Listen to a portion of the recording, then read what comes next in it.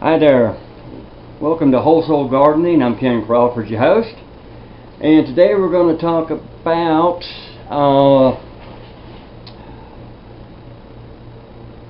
how we're going to do a garden all year round. And most importantly, choosing what plants to grow and choosing containers to grow them in. So, exactly how do we grow a garden all year round?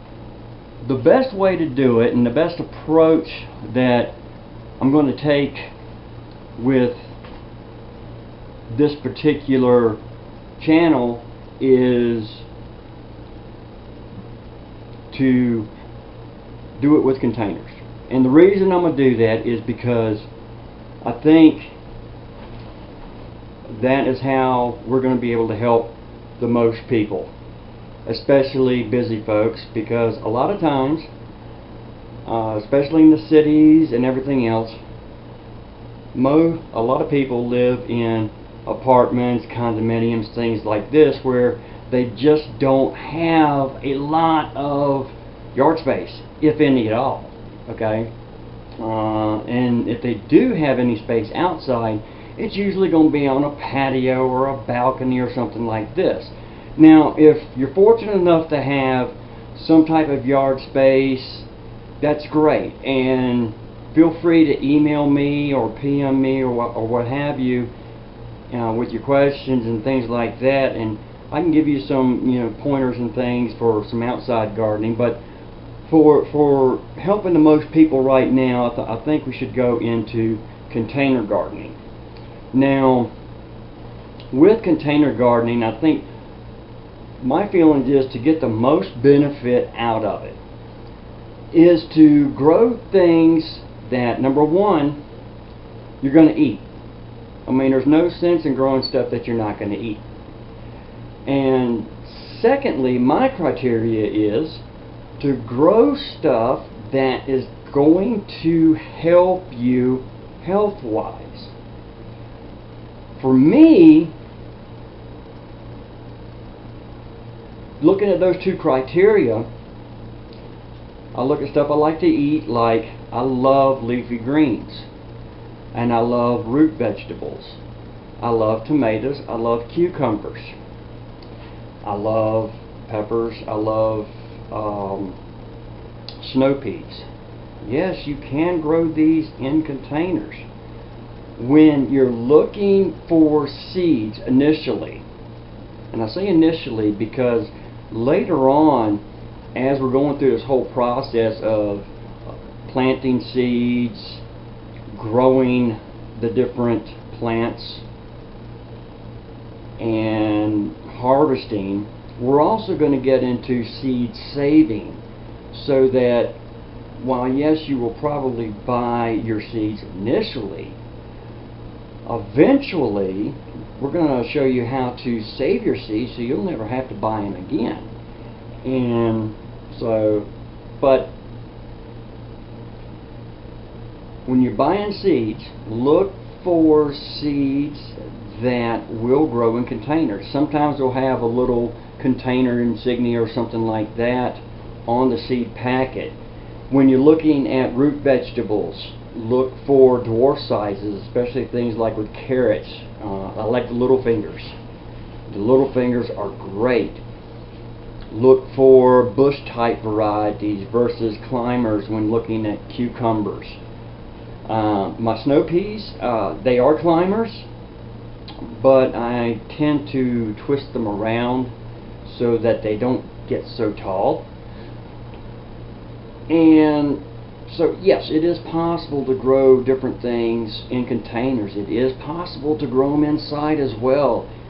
Even though you have some plants like the snow peas, like different bean, like cucumbers, that do require pollination, there are ways to start these outside, even if you're in an apartment, because what you can do is you can set your containers outside while you're home during the day.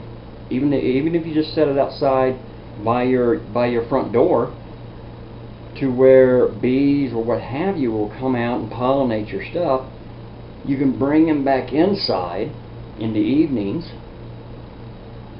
and then take them back outside first thing in the morning, and do the same process until after those flowers get pollinated. And then you can leave them inside once you start seeing little fruits come on them. And yes, you can grow cucumbers and snow peas and things like that inside your house, and we'll get into that as we get into that process. And you can do it in the wintertime as well. And if you're looking at growing stuff during the wintertime like that, fruit and vegetables in the wintertime, if you start the plants about a month to 6 weeks, 6 to 8 weeks before the winter comes, or before the fall weather comes, while the bees are still out there and things, it is possible to grow cucumbers and things like this in your home, inside your home, in the containers. But we'll get into more of that later. So, and the second thing that I look at for me, again, is not only stuff that I like to eat, but things that are going to help me health-wise. As I mentioned before in my introduction video, I have issues with my heart, high blood pressure and heart disease. So I automatically research and look for things that are going to help my heart. And in my case, I like parsley. These are things that are good for my cardiovascular health, that real easy to grow. Parsley, sage, a few other things I'm growing here, sweet basil, spinach. Oh man, I love spinach. And there's another one, I'm trying to think of it right offhand, it's another herb. Can't think of it right offhand. I got so much stuff growing in containers right now.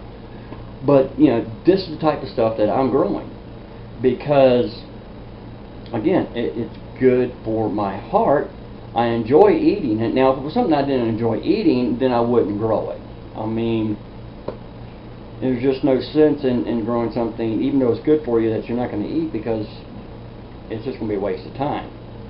I don't particularly like bitter greens. There are some that I like arugula, but I don't like arugula when it gets so big that, you know, it just gets way better. So, again, stick with stuff that you know you're going to eat, that you know you're going to enjoy, and stick with things that also are going to benefit you for any particular health concerns that you are dealing with. Now, again, like I mentioned before, you know, this is a two-way street here. It's not just me talking about my health problems and sharing it with you. And not that I want everybody to, you know, inundate me with all your health problems, but I mean, if there's something that you have questions about, feel free to email me and say, okay, you know, Ken, you know, we're dealing with XYZ. You know, do you have any recommendations that, you know, you've come across in your research? You know, and I'll be more than happy to share with you, you know, what I've come across. And again, feel free to, with that information, to research it on your own as well. Because the wonderful thing about the time that we live in right now is that the information is so available to us right now, unlike any other time in history. So, now, going back to the types of containers, and this is where I might ruffle a few feathers among some gurus and some professionals along the way, and quite frankly, I really don't care. The funny thing, before I start with this, is a few months ago, went through a drive-through, and we live in California, Northern California, Siskiyou County, and when you go through a drive-thru, they got these little stickers and everything, and I never really noticed it before until this time that we went up there. And the sticker, and I don't know it verbatim, but basically what it says is the state of California, it's a warning sticker, it's the state of California recognizes that ingredients or what have you have cancer causing elements or what. I mean, this is on a fast food restaurant drive-thru window. And the reason I bring this up is because of what I'm about to tell you about containers. Many people will tell you that you can, quote unquote, only use food grade containers or terracotta pots. And I agree with that to a certain extent, and that certain extent is this. If you planned on using that same container for several years, yes, I would agree, you only want to use a food grade container or terracotta pot. However, what I use a lot of times are pretty much throwaway containers or containers that I'll use once, maybe twice, and end up using them for other things like holding nuts and bolts or some type of storage or something like that. And the reason I bring that up is because what I'm about to show you. Like I said, I like to grow things that I like. Now this one here happens to be, if I can read it here, parsley. Okay, now this particular container actually came from a nursery. There were some plants in it, and a neighbor had it, and I have probably about 20 of these. And this is what I would call a throwaway container. And as you can see, I got my plants in here, and these were grown from seed. And I'll probably use this once, maybe twice, and then I'll end up using it for something else later. I don't, yes, they're going to talk, people will tell you about leaching, plastic chemicals, and what have you, and it's true, don't get me wrong, it is true. But in the short term, I got a feeling you're probably going to end up getting more chemical, negative chemical stuff from fast food than you are from this little container and what have you. That's just my personal feelings, so take it for what it's worth. But anyway, these are just some of the containers I use. Again, I use small nursery containers. I do use some containers that you can pick up at Walmart or what have you, at the garden center. I have used buckets. Yes, buckets. I like these for like lettuces and spinach and actually root crops like radishes or the dwarf carrots, things like that. You're going to get a kick out of this. Drink a lot of coffee around here. I would like to say we drink a lot of free trade coffee because I would like to support that. The reality of it is we drink a lot of coffee around here. And unfortunately, free trade coffee, though I love it, is a bit expensive. And we drink a lot of coffee around here. So we tend to drink a lot of Folgers or off-brand, and well, that stuff comes in plastic tubs. And yes, I use them to grow things in. So, anything that is going to hold some dirt, you can end up using it to plant vegetables in. I also use the bigger pots that you can buy at the home and garden centers, and I use 5-gallon buckets as well. No, don't use paint buckets or anything else like that. You know, that I do draw the line somewhere. But I do use the 5-gallon buckets that you can buy at Home Depot, or that you can actually make a few phone calls to restaurants even, that in some cases when they get things in like pickles and stuff like that, if they don't have to recycle them with their suppliers, you can actually pick those up. I have a few pickle buckets that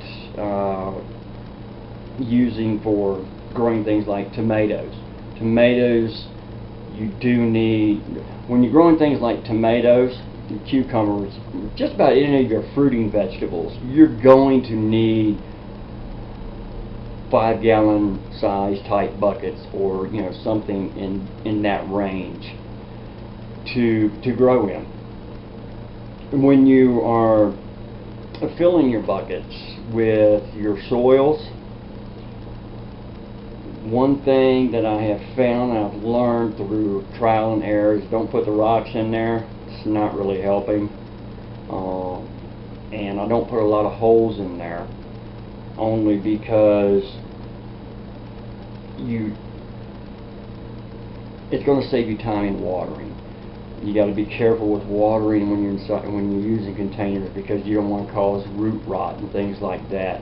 And we'll get more into moisture control and things of this nature in upcoming videos. But I just want to share with you, this is how you go about choosing what you're going to grow, and the fact that you don't really need to get into an expense when it comes to choosing containers to grow them in. When you're growing herbs, you don't need anything huge.